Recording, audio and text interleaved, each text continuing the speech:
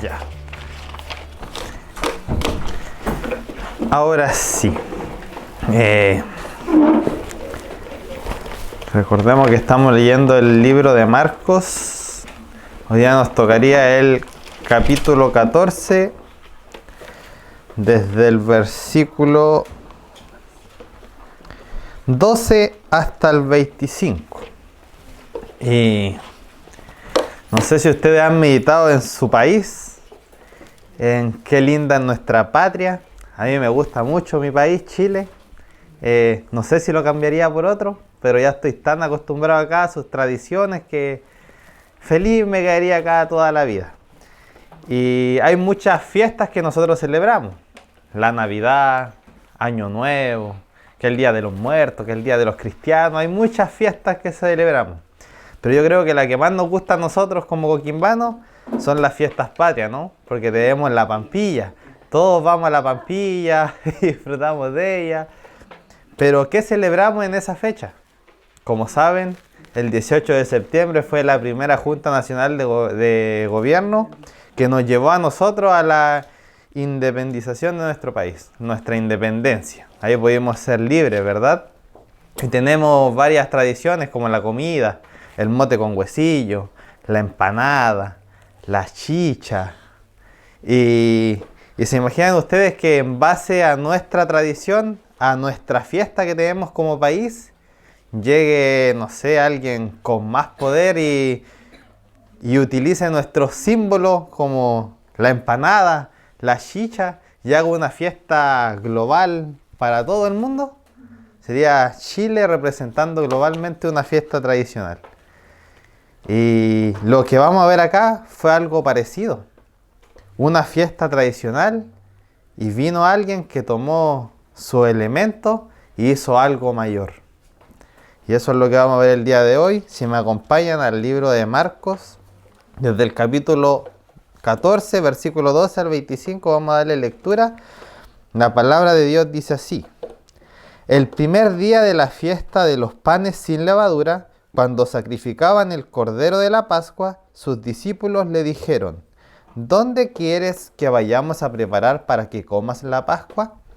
Y envió 12 de sus discípulos y les dijo: id a la ciudad y os saldrá al encuentro un hombre que lleva un cántaro de agua, seguidle. Y donde entrare, decid al señor de la casa: el maestro dice, ¿dónde está el aposento donde he de comer la Pascua con mis discípulos? Y él os mostrará un gran aposento alto ya dispuesto. Preparad para nosotros allí. Fueron sus discípulos y entraron en la ciudad, y hallaron como les había dicho, y prepararon la Pascua. Y cuando llegó la noche, vino él con los 12, y cuando se sentaron a la mesa mientras comían, dijo Jesús: de cierto os digo que uno de vosotros que come conmigo me va a entregar. Entonces ellos comenzaron a entristecerse y a decirle uno por uno: ¿seré yo? Y el otro: ¿seré yo? Él respondiendo les dijo: es uno de los 12, el que moja conmigo en el plato. A la verdad, el Hijo del Hombre va, según está escrito de él. Mas, ay de aquel hombre por quien el Hijo del Hombre es entregado. Bueno le fuera a ese hombre no haber nacido. Y mientras comían, Jesús tomó pan y bendijo, y lo partió y les dio diciendo: tomad, esto es mi cuerpo. Y tomando la copa, y habiendo dado gracias, les dio, y bebieron de ella todos. Y les dijo: esto es mi sangre del nuevo pacto, que por muchos es derramada. De cierto os digo que no beberé más del fruto de la vid hasta aquel día en que lo beba nuevo en el reino de Dios. ¿Oramos? Padre, Señor, en esta hora, mi Dios, te damos las gracias primeramente porque podemos estar acá, Señor, para aprender a ti. Gracias porque tú nos entregas de tu palabra para conocerte más, Señor, para ver cómo tú actúas ante la humanidad, Señor, y ver lo que tú estableces para nosotros, tu Hijo, Señor. Gracias por este tiempo. Te pido que me utilices, Señor, para que puedas dar tú, Padre, la palabra, la enseñanza que tienes, Señor, hacia tus hijos. Y que, Padre, quede en nuestros corazones para ponerla en práctica, Señor, para pensar en ti, Señor, y poder ser un cristiano verdadero. Gracias por este tiempo. Sé tú dirigiéndonos, Señor, y te lo pedimos todo en el nombre de tu Hijo amado. Amén. Bien, hermanos. Acá hay un principio que fue establecido por nuestro Señor Jesús, como ven ustedes, que se llama la institución de la Cena del Señor. Algo que instauró nuestro Señor Jesús, ¿verdad? Y en base a este pasaje vamos a ver 3 puntos que yo pude encontrar. Al primero le puse los preparativos. Vamos a ver ese pasaje que es desde el versículo 12 hasta el verso 16. Dice así el primer versículo. Versículo número 12. El primer día de la fiesta de los panes sin levaduras, cuando sacrificaban el cordero de la Pascua, sus discípulos le dijeron: ¿dónde quieres que vayamos a preparar para que comas la Pascua? Si se dan cuenta, acá cuando comienza el relato nos nombra una fiesta, que es la fiesta de los panes sin levadura. Y dentro de la cultura judía podemos conocer que ellos celebran muchas fiestas. Está la fiesta de los panes sin levadura, está la Pascua, y hay muchas fiestas que siempre tienen una simbología. Y en el día de hoy vamos a ver el primer día de la fiesta de los panes sin levadura. Si ustedes saben que ese pueblo se rige por el calendario, ¿no es cierto? Y el calendario de ellos comienza desde la luna llena. Y Jesús estableció una fiesta que era a partir desde el día 14, y posterior a ese venía otra fiesta que era a partir desde el día 15, que es la Pascua, y al día siguiente comenzaba la fiesta de los panes sin levadura. Por eso yo le hacía referencia a nuestra fiesta que a veces celebramos 17, 18, 19 y no sabemos qué celebramos.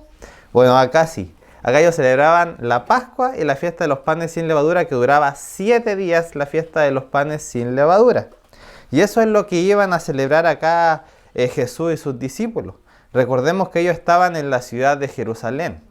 Y si nos ponemos a pensar cuando nosotros celebramos nuestra fiesta de patria, vemos que llega mucha gente por la Pampilla, empiezan a llegar turistas, y lo mismo sucedía ahí, ya que era Jerusalén, una ciudad muy conocida por las personas. Entonces venían los extranjeros, venían de otras ciudades a celebrar la fiesta. Entonces ustedes se imaginan, las personas negociantes empezaban a preparar sus casas, a preparar, no sé, lo que nosotros vemos, departamentos. Ellos eran aposento alto, como se nombra ahí, que era para que la gente pudiera pasar ahí la Pascua. Y vemos que esta fiesta no fueron ocurrencias de los judíos. Fue una fiesta que fue establecida, ¿por quién? Por Dios. Dios estableció esa fiesta. No se le ocurrió a los judíos celebrarla. Y para eso quiero que me acompañen a ver Éxodo capítulo número 12.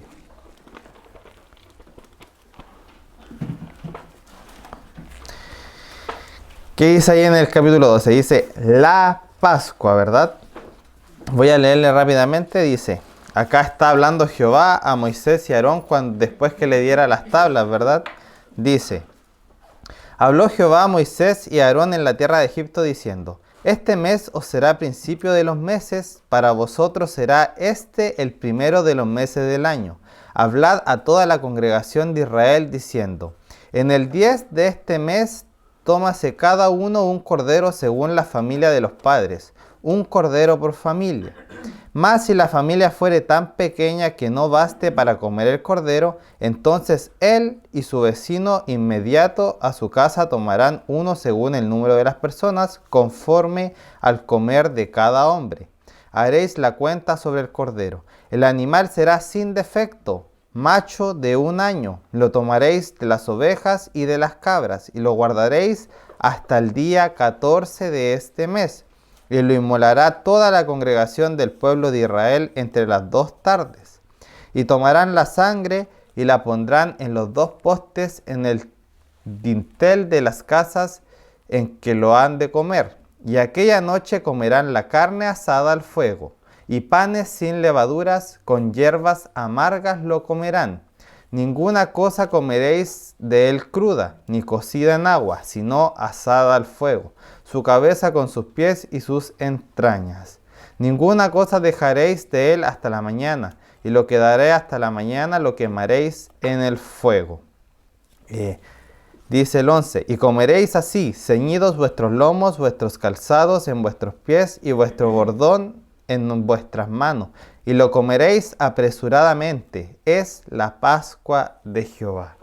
Acá podemos ver, hermano, que Dios fue quien estableció esta fiesta. Dios les dijo al pueblo que debían celebrar dicha fiesta, pero Dios no lo estableció porque Él quería simplemente, sino porque tenía un propósito, tenía un fin esa fiesta de celebración, ¿verdad? ¿Y qué les quiere recordar acá a Jehová? Recordemos que después de esto sucedió algo muy importante, que era pasó que se escapó el pueblo judío. En realidad Dios los liberó, ellos pudieron irse con la muerte de los primogénitos, y esa es la referencia que tiene el viejo pacto, que es la Pascua. Jehová le está diciendo, van a celebrar esto porque yo los saqué de la tierra de Egipto, yo los liberé de la esclavitud. Y una cosa muy importante, que es lo que significa Pascua, que es pasar en alto. Yo pasé en alto sus pecados, porque recordemos que con la muerte del primogénito ellos tuvieron que pintar con sangre del cordero la casa para que el espíritu de la muerte no pasara por ellos y los pasara en alto. Y eso es lo que significa la Pascua. Yo pasé en alto tus pecados. Y si nos ponemos a pensar, Dios había hecho una distinción ya de su pueblo en comparación a los otros pueblos. Dios lo había pasado por alto, lo había liberado de su pecado. Su pueblo tenía todo para vivir conforme a Dios, para adorarle. Pero ¿qué pasó? Que la necesidad de ellos de la idolatría, de querer tener un Dios para adorarle, el paganismo, sus malas decisiones, hizo que ese pacto no funcionara. Por lo tanto, Dios en su plan tuvo que formular un nuevo pacto, que es lo que vamos a ver más adelante. ¿Qué dicen los siguientes versículos de Marcos? Estas son indicaciones que le da Jesús a sus discípulos. Del 3 al 16 dice, y envió 2 de sus discípulos y les dijo, id a la ciudad y os saldrá al encuentro un hombre que lleva un cántaro de agua, seguidle. Y donde entrare decida al señor de la casa. El maestro dice, ¿dónde está el aposento donde he de comer la Pascua con mis discípulos? Y él os mostrará un gran aposento alto ya dispuesto. Preparad para nosotros allí. Fueron sus discípulos y entraron a la ciudad y hallaron como les había dicho y prepararon la Pascua. Acá están las instrucciones, acá se mencionan 2 discípulos. Tenemos los evangelios sinópticos, ¿verdad? Y en uno de ellos nos relata que esos discípulos eran Pedro y Juan. Entonces Pedro y Juan estaban preocupados por dónde iban a celebrar esta fiesta, ya que era tradición de ellos, dónde van a comer el cordero, tomar el vino, los panes sin levadura, para recordar la Pascua que había sucedido en los tiempos de Moisés, ¿verdad? Y ellos hicieron tal como Jesús le había dicho, y todos conocemos que nuestro Dios es soberano, Él conoce todo lo que ha de acontecer. Yo no estaba ahí, yo no podría decirle, ¿saben qué? Jesús le pagó al hombre, ya tenía todo preparado, era cosa que sus discípulos fueran y lo buscaran. No, porque yo no estaba ahí. Pero sí podemos ver que, y sabemos lo que sabemos nosotros, que nuestro Dios es soberano, Él conoce todo lo que va a pasar, y por lo tanto Él ya sabía a dónde iba ese hombre. Iba a llegar a un lugar donde quizá había alguien que arrendaba eso. Entonces los discípulos fueron hacia allá y encontraron un aposento alto. Ustedes se preguntarán, ¿qué es un aposento alto? Porque nosotros no usamos esos modismos, no entendemos, debe ser algo que está en altura. Los judíos le llamaban aposento alto como a un lugar donde podían reunirse, donde podían hospedarse. Pero, ¿qué condición tenía ese aposento alto? Que estaba en un lugar alto, quizás en un segundo piso, un edificio. La estructura de ese entonces, sabemos que estaban las casas, tenían escalerita por el lado y podían encontrar un lugar arriba. Ese lugar ya estaba dispuesto, ya estaba preparado porque la persona que estaba ahí ya sabía que se iba a celebrar la fiesta de la Pascua y ya tenía preparado ese lugar. Entonces fueron sus discípulos llevando el cordero, la copa de vino, los panes para disponerse a pasar ahí la Pascua. Y la palabra de Dios nos señala que todo esto ocurrió tal cual como Jesús le había dicho a sus discípulos. Nuestro Dios no se equivoca y hace lo que Él dice, porque su palabra es verdad. La veracidad de Dios está presente acá. Y posterior a los preparativos, ya estaba todo dispuesto para comer. Vamos a ver el segundo punto, que es la fiesta de la traición, le puse yo por título. ¿Por qué le puse así? Porque acá Jesús les confiesa a sus discípulos un hecho muy doloroso, quizá muy sorpresivo para los discípulos, porque iba a pasar algo bastante fuerte, por decirlo así. ¿Qué nos dice el versículo 17?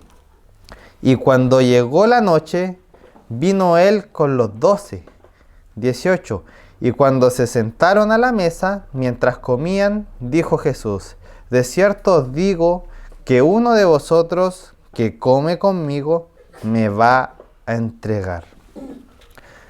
Lo que estamos viendo acá, hermanos, es el establecimiento que hizo Jesús respecto a la cena del Señor. Pero antes que sucediera eso, Jesús tenía que dejar todas las cosas claras.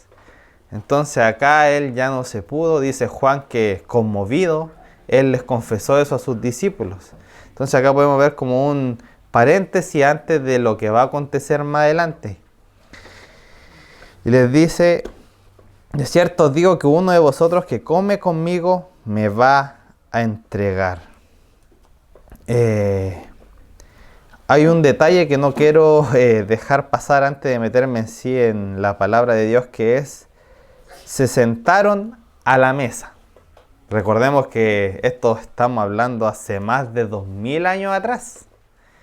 Y en ese entonces no habían las mesas como nosotros, que nos sentamos en silla, una manera más ergonómica para no enfermarnos, ¿verdad? Y va evolucionando la sociedad. En ese entonces no había mesas. Y esta palabra que se traduce como mesa quiere decir reclinándose. Por tanto, podemos imaginarnos que estaban reclinados en el piso, poniendo sus cosas ahí alrededor para poder pasar la fiesta, ¿verdad? Y Jesús les dice que uno de ellos le va a entregar.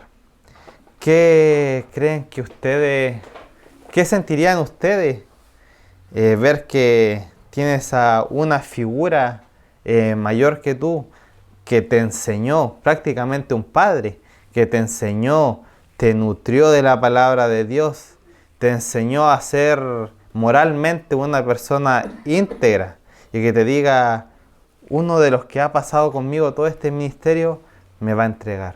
Algo doloroso, ¿verdad? Uno se imagina, como le decían los versículos: ¿seré yo? ¿Cómo alguien lo va a entregar si prácticamente somos una familia, hermanos, vivimos todo este tiempo juntos? Debe ser algo sumamente triste. Y quiero que analicemos esta situación donde dice, versículo 19: entonces ellos comenzaron a entristecerse y a decirle uno por uno: ¿seré yo? Y el otro: ¿seré yo? Este momento fue muy terrible. Primero analicemos a Jesús. Él lo sabía todo desde el comienzo, porque en su condición de Dios, sabemos que nuestro Dios omnisciente, omnipresente, sabe todas las cosas las que van a suceder. Entonces él sabía que alguien lo iba a entregar, y a pesar de eso, él estuvo con él durante todo su ministerio. Y hay que dejar claras dos cosas. Jesús en ningún momento lo incentivó o lo condujo para que él lo traicionara, ¿verdad? Sino que él lo trató como a cualquier otro discípulo. Él mostró misericordia hacia Judas. Él lo trató igual que a los otros. Porque nuestro Dios es perfecto y no cometió pecado, no hizo diferencias con ninguno. Y podemos ver también la actitud de los discípulos. Uno como persona se conoce, ¿verdad? Uno sabe cómo va a actuar, uno sabe cómo actúa ante distintas situaciones, uno sabe qué es capaz de hacer, pero si se fijan, los discípulos no, porque se preguntaban, ¿yo voy a entregar a Jesús? No tenían una idea clara de lo que iban a hacer. ¿Y por qué sucede esto, hermanos, si nosotros estamos seguros de quién tenemos? Y es una condición del creyente, hermano, porque muchas veces los cristianos, al igual que los discípulos, dudamos de nosotros mismos. Nos desconocemos incluso hasta el punto hasta dónde podemos llegar a hacer algo. Y en realidad, si nosotros somos hijos de Dios, no debería ser así. Yo acá noté algo muy importante que se lo voy a leer textual para que se entienda. Ahí está nuestro error de condicionar nuestra perspectiva frente a Dios, porque nosotros debemos tener una seguridad, y esa seguridad debe venir de nuestra fe. ¿Y nuestra fe de dónde viene? Por el oír la palabra de Dios. Y lo que Dios hizo por nosotros, ¿a través de quién? De Cristo Jesús, ¿verdad? Si nosotros tenemos una fe genuina, esa fe vivificadora, debiésemos actuar como un hijo de Dios. Debiésemos trabajar para la obra de Dios. Nosotros no necesitamos ninguna señal. Muchas veces decimos, ay Señor, dame una señal para ver si este es mi ministerio. O Señor, dame una respuesta para ver si tengo que ir a la iglesia. Nosotros como hijos de Dios no podemos esperar que Dios nos dé una señal para actuar. Porque si nosotros somos hijos de Dios, tenemos que actuar conforme a los hijos de Dios, que es andar como Jesucristo anduvo, siempre haciendo la voluntad de Dios y cumpliendo el propósito que Dios tenía para él. Así igual debe ser nuestro actuar, porque debemos ser imitadores de Jesucristo. Pero acá, hermanos, los discípulos, ante tanta inseguridad, vemos que Jesús les da una respuesta. Pero esta respuesta no fue para su tranquilidad, sino simplemente porque Él necesitaba dejar las cosas claras para poder instaurar la cena del Señor que venía posteriormente a ella. ¿Y qué les dice Él? Versículo 20 les dice: Él respondiendo les dijo: es uno de los 12 el que moja conmigo en el plato.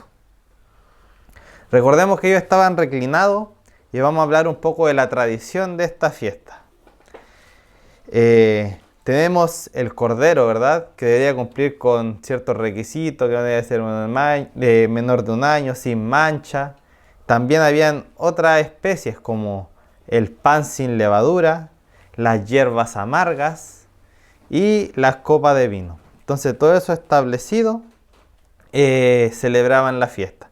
Y aquí le dice el que moja el pan conmigo en el plato. Si nos ponemos a pensar, todos sabemos que fue Judas el que lo entregó.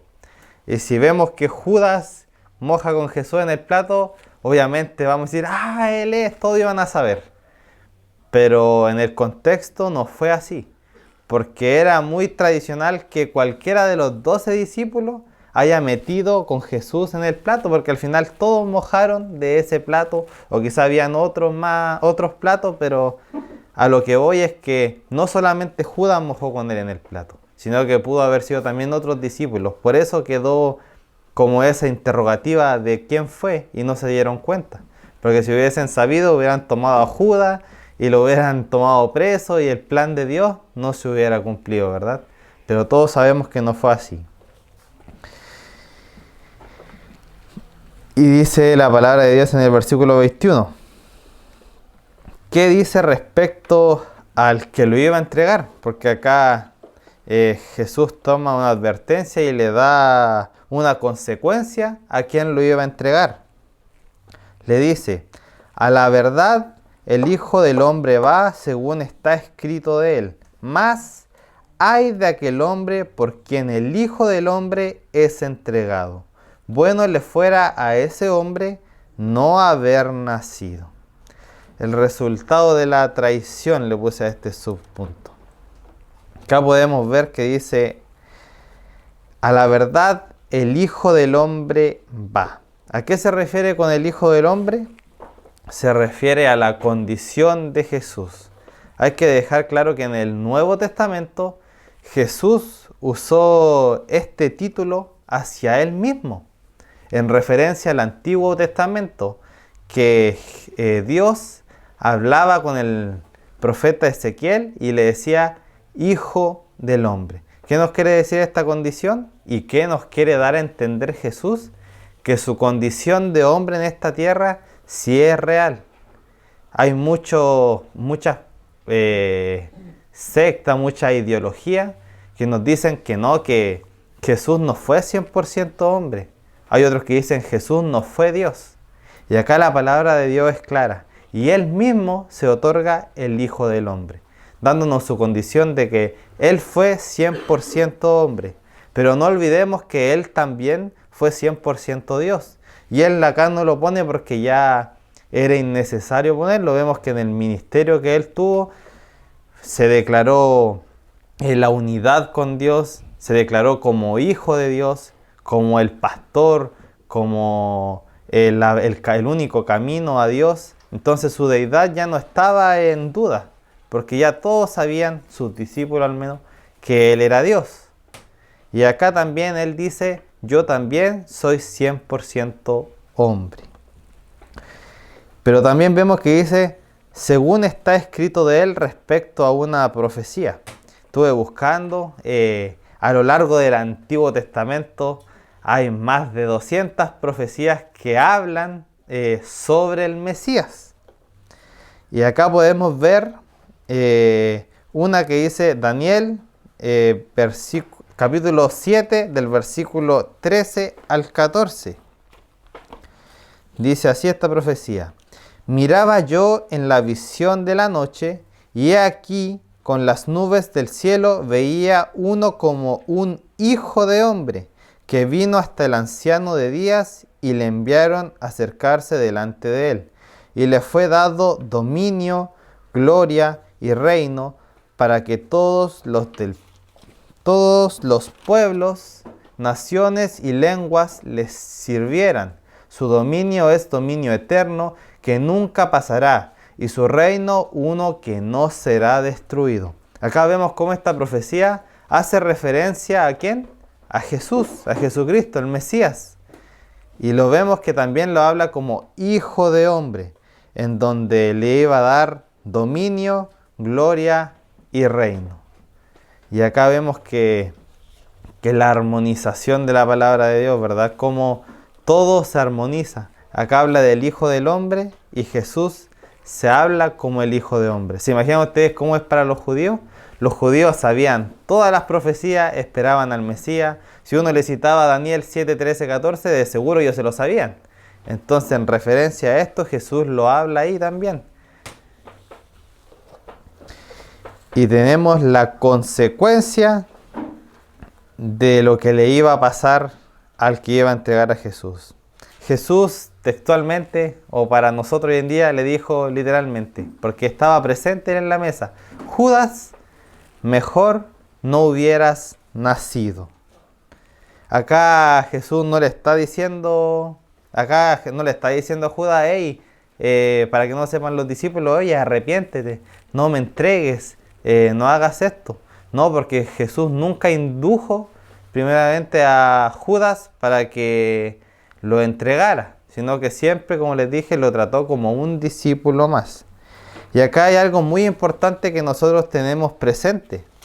Porque algunos dicen, Judas, hay posturas que dicen, no, si Judas es salvo. No, si Judas está en el infierno. No, saben que solamente Dios sabe qué pasó con Judas. Pero la palabra de Dios nos da la respuesta a qué pasó con Judas. Y lo primero que hay que entender es que Dios controla todo. Y siempre en los jóvenes, de pequeños, siempre te enseñan, tú tienes libre elección de hacer lo que quieras. Y es verdad. Las personas, nosotros, tenemos libertad de tomar nuestras decisiones y actuar conforme a lo que nosotros queremos, ¿verdad? Pero también hay otra cosa que es muy importante, que es la soberanía de Dios. Y eso es lo que vemos acá presente. Vemos la soberanía de Dios versus la voluntad del hombre. ¿Por qué digo esto? Porque primero hay que conocer a nuestro Dios. Entendemos que nuestro Dios es subsistente. Él no necesitó que nadie lo creara. Él se creó, Él siempre estuvo, siempre subsistió y no necesitó de quien lo creara. Es eterno, es decir, que no tenía principio ni tenía fin. ¿Y qué más? Existía antes de la fundación del mundo. Antes que nos creara a nosotros, Él ya existía. Por lo tanto, Él nos creó. Ahora nosotros no podemos crearnos nosotros mismos. Dice la palabra de Dios en un pasaje, Él nos creó, no nosotros a nosotros mismos. Nosotros tenemos un creador, ¿verdad? Me pongo a pensar en algún inventor que crea algo, por ejemplo, la silla. Quien creó la silla la hizo con un propósito y una función, ¿verdad? Que nosotros podamos sentarnos en ella. Lo mismo Dios, Él es nuestro alfarero, nuestro escultor. Él nos creó con un propósito. ¿Y cuál era el propósito antes de la caída de Adán? Nos dice Génesis 1:28. Reprodúzcanse, multiplíquense y llenen la tierra. Nos deja una orden, ¿verdad? Pero, a diferencia de los creadores, o nosotros cuando inventamos algo, no le podemos dar vida a lo que inventamos, porque nosotros no somos Dios. Pero Dios sí nos dio vida y nos dio la oportunidad o el beneficio de que nosotros tomemos las decisiones. Y sin embargo, a pesar de eso, nosotros como humanos tomamos malas decisiones, porque por cuanto todos pecaron, están destituidos de la gloria de Dios. Adán pecó y así nosotros juntamente pecamos con él. Y desde ahí se rompió una relación entre Dios y su creación, ¿verdad? Y lo mismo pasó acá con Judas. Judas tomaba sus propias decisiones, a pesar de la soberanía de Dios. Y acá todo se armoniza, porque Dios sabía el corazón de Judas, Él lo conocía, Él sabía cómo iba a actuar. Entonces Judas entraba perfectamente en el plan de Dios para que el propósito se cumpliera, para que Jesucristo fuera entregado. Ahora hablando de Judas. Judas creía en Jesús. Él creía porque lo vio cómo hacía milagros. Él veía cómo sanaba a las personas, cómo le enseñaba, cómo actuaba correctamente ante la humanidad. Claro que sí, porque él vio su actuar. Pero él no tuvo una fe vivificadora. Hay que entender dos cosas que dice un versículo, Santiago, si no me equivoco. Dice que los demonios creen y tiemblan.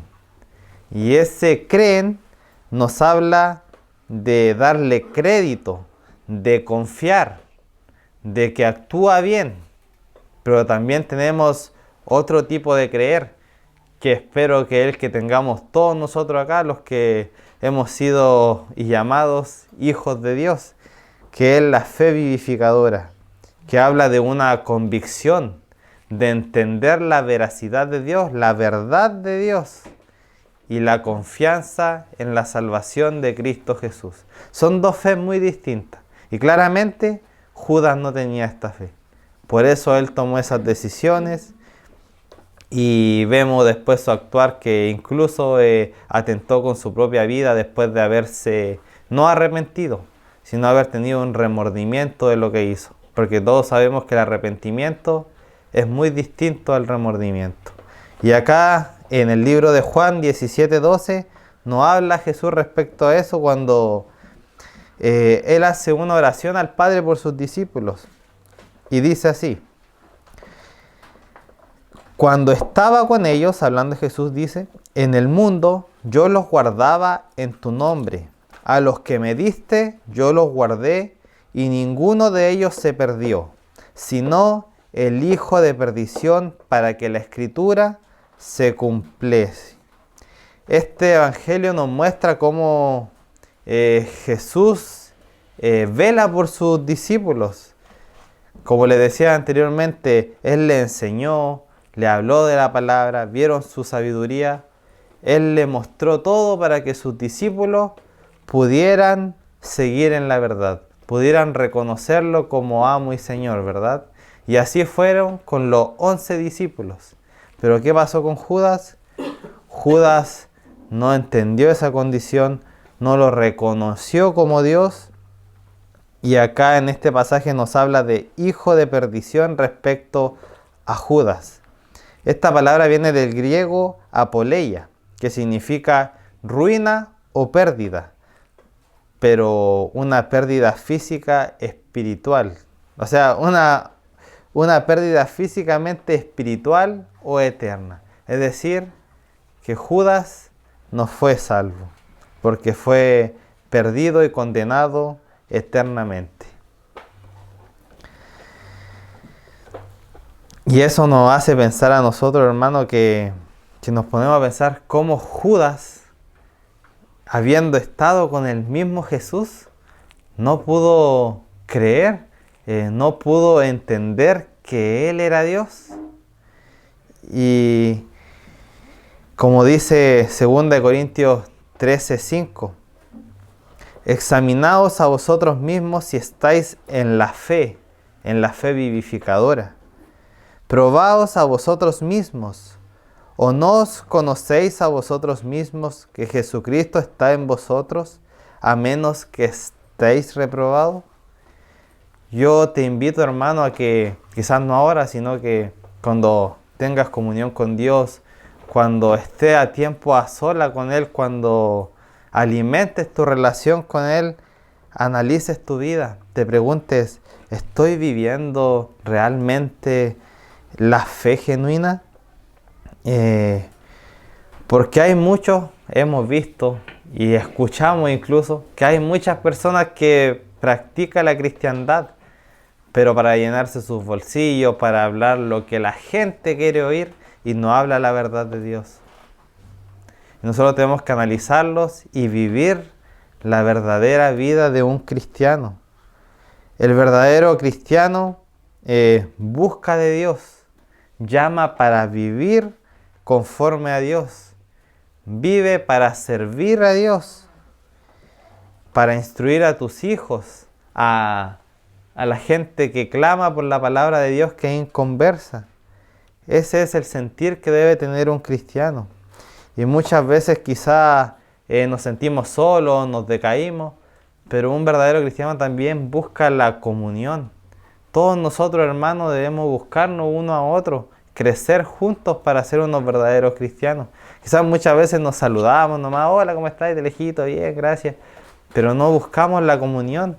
Y quizás nos falta eso a nosotros para crecer juntos. Recordemos que somos el cuerpo de Cristo y un cuerpo necesita a todos sus miembros en unidad, funcionando en línea. Y eso es lo que nosotros debemos buscar, principalmente la comunión, para crecer y mostrar nuestra verdadera fe genuina que hemos recibido y cuando fuimos hechos hijos de Dios, ¿verdad? Y después de eso vemos que Judas fue el discípulo que lo entregó y no tuvo esa fe vivificadora, sino que Él solamente creyó y actuó conforme a los deseos de su corazón. Y después que Jesucristo dejó claro lo que iba a suceder, instaura la cena del Señor. A este punto yo le puse la fiesta de la fidelidad, que comienza del versículo 22. Dice, y mientras comían, si vemos en el pasaje anterior, también estaban comiendo, también estaban celebrando la cena del Señor, ¿verdad? Dice, y mientras comían, Jesús tomó pan y bendijo, y lo partió y les dio diciendo, tomad, esto es mi cuerpo. Después de este suceso, ellos seguían celebrando la fiesta judía. Y la tradición de los judíos nos dice que ellos tenían 4 copas. 4 copas cuando tenían esa fiesta. También tenían los panes sin levadura, que representaban que ellos salieron a prisa de la ciudad de Egipto. Las hierbas amargas, que vemos en un pasaje de Proverbios que nos dice que las hierbas amargas representaban la esclavitud y la amargura de ser esclavo de ese pueblo. Y el cordero, que era el que utilizaron para encubrir el pecado, ¿verdad? Y acá Jesús empieza la fiesta de Él. Acá Él toma ese antiguo pacto y lo convierte en uno nuevo. Toma el pan y lo bendice. Y le dice, en otro pasaje que podemos ver, y también en en Corintios, que les dice que esto es mi cuerpo, es la encarnación de Dios. El pan representa al cuerpo de Dios. Este cuerpo de Dios tiene un significado muy especial. Y si nosotros no lo entendemos en este momento, no vamos a entender qué significa la cena del Señor. Y muchas veces la vamos a tomar por cumplir, porque soy miembro, porque tengo que hacerlo. Pero es el momento de poder entender qué significa y sentir eso que representa el pan y el cuerpo de Cristo. Si me acompañan a Isaías 53, habla de una profecía respecto al Mesías que había de venir. Del versículo 3 en adelante, dice así: despreciado y desechado entre los hombres, varón de dolores, experimentado en quebranto, y como que escondimos de él el rostro, fue menospreciado y no lo estimamos. Ciertamente llevó él nuestras enfermedades y sufrió nuestros dolores, y nosotros le tuvimos por azotado, por herido de Dios y abatido. Mas él herido fue por nuestras rebeliones, molido por nuestros pecados. El castigo de nuestra paz fue sobre él, y por su llaga fuimos nosotros curados. Todos nosotros nos descarriamos como ovejas, cada cual se apartó de su camino, mas Jehová cargó en él el pecado de todos nosotros. Angustiado él y afligido, no abrió su boca, como cordero fue llevado al matadero, y como oveja delante de sus trasquiladores.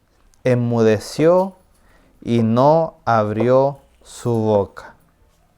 Acá podemos ver que Jesús fue despreciado, desechado por una cantidad de personas innumerables. Prácticamente todo el pueblo estaba en contra de él.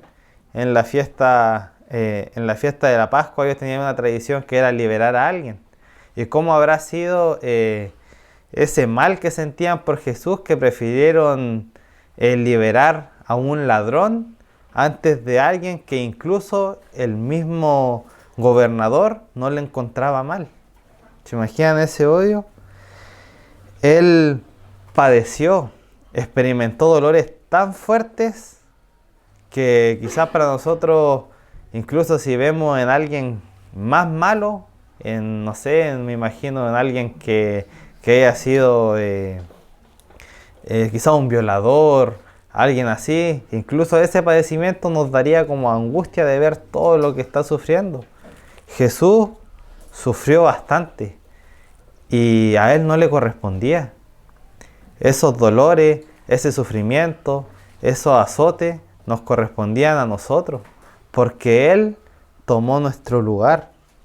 Todo eso que Él pasó nos tocaba a nosotros. Y si no hubiera sucedido a nosotros, quizás muchos no hubiéramos resistido y hubiésemos muerto, ¿verdad?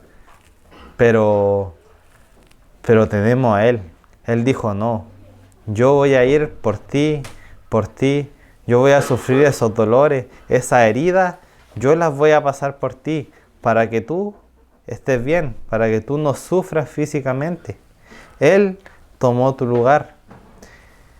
Ese cordero que representaba para los judíos el pasar por alto, ahora Jesucristo con nosotros también pasó por alto. Y eso es lo que dice Efesios 2. Por nuestros pecados, dice, por nuestros pecados, porque estábamos en otra vida apartada de Él, nosotros estábamos apartados de Él, puso a Jesucristo para unir esa separación. ¿Se acuerdan que le dije que por Adán, Dios y su creación se separó? Por Jesucristo nuevamente se creó esa relación nuevamente de la creación con Dios a través de Jesucristo. Y eso es lo que representa el pan, su cuerpo partido por nosotros. Todos los sufrimientos que Él hizo, eso representa el pan. No es la encarnación como hacen muchos, que es un sacramento, que físicamente, que literalmente el pan es el cuerpo de Cristo. No es así. Solamente es el recuerdo de los padecimientos que Él hizo por nosotros. Y esto se cumplió, hermanos, esta profecía de Isaías 53, lo que Él estableció en Marcos, se cumplió. Juan 19:1 nos dice, así que entonces tomó Pilato a Jesús y le azotó, y los soldados entretejieron una corona de espinas y la pusieron sobre su cabeza y le vistieron con un manto de púrpura. Y le decían, salve, Rey de los judíos, y le daban bofeteadas. Todo lo que había de acontecer, hermanos, pasó.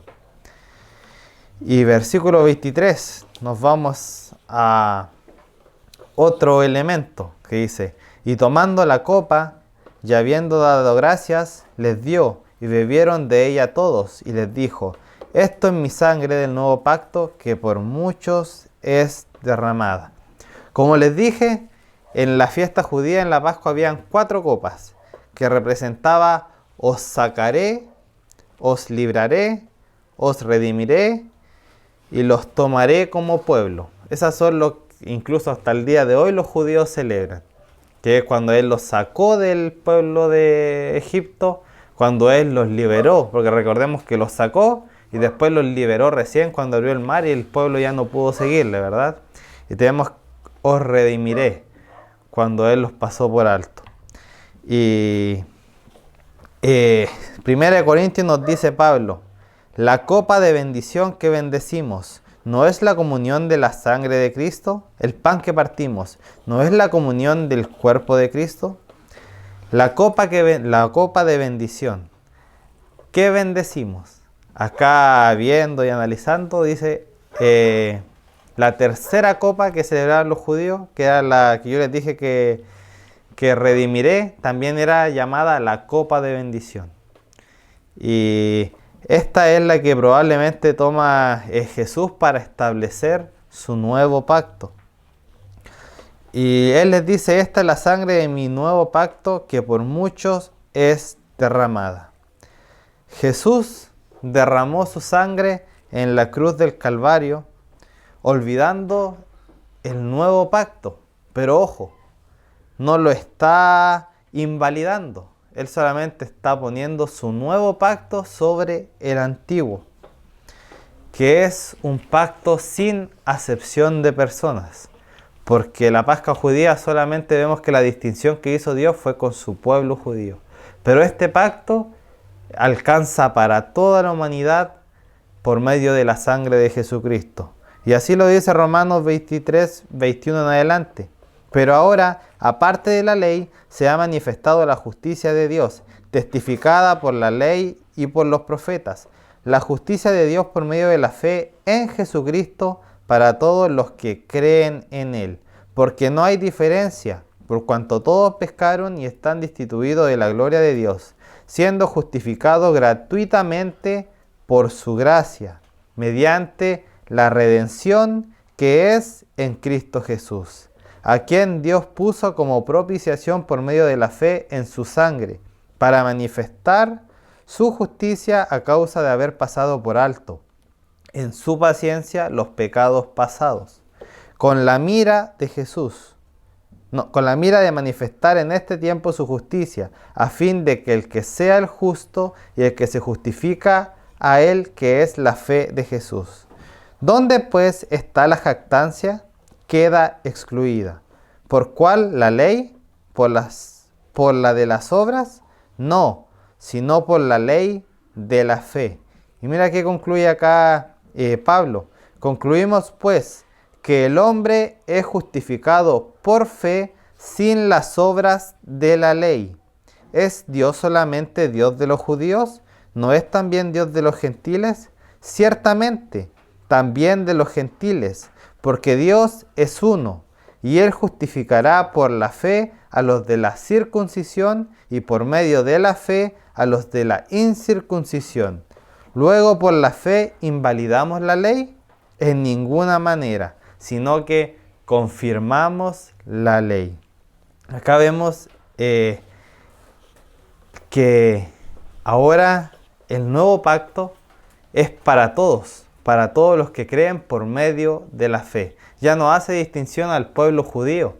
Efesios nos comenta que había una distinción, que había una barrera donde estaba el pueblo de Dios y los gentiles, los extranjeros. Ahora Jesucristo derribó esa barrera y nos hace a nosotros también familia de Dios a través de Cristo Jesús. Y esta dice que es la sangre que por mucho es derramada. Ahora veamos qué representa la sangre. Jesucristo culmina su sufrimiento en la cruz y le atraviesan una lanza. Y al atravesarle su lanza, derrama su sangre, ¿verdad? Esa sangre y esa escena que nos duele bastante, solo de imaginarla, era necesaria para que nosotros fuésemos limpios. Porque ese precio que pagó esa sangre derramada fue para nuestra salvación.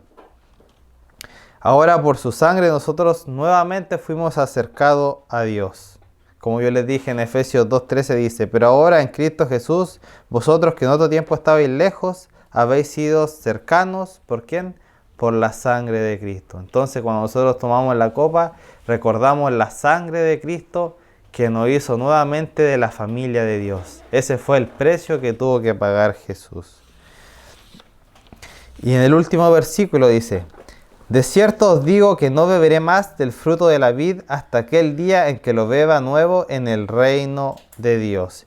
Jesús, luego de instaurar esta cena, dice que no volverá más a beber del fruto de la vid, pero también en otro evangelio nos dice que tampoco va a comer el pan.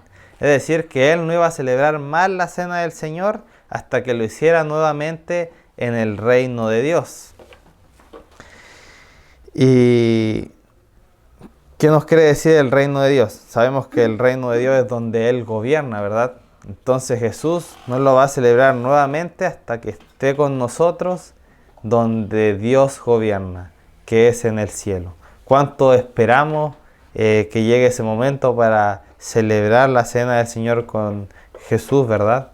Recordemos que Él solamente lo hizo una vez en esta tierra y lo va a volver a hacer cuando estemos nosotros en su presencia y seamos perfectos y preparados, y solamente va a ser cuando nuestra carnalidad ya no esté con nosotros. Así que recordar que la cena del Señor, este principio que estableció Dios, es para recordarle. No es que nosotros tomamos su sangre literal, no es que nosotros nos comimos su cuerpo, solamente una representación y una memoria. Ahora, ¿cuándo lo hacemos? ¿Cómo lo hacemos? esas son posturas y preferencias que nosotros tenemos como iglesia y requisitos. Pero el principio es recordar al Señor Jesús lo que Él hizo con su sangre y con su cuerpo. ¿Oramos?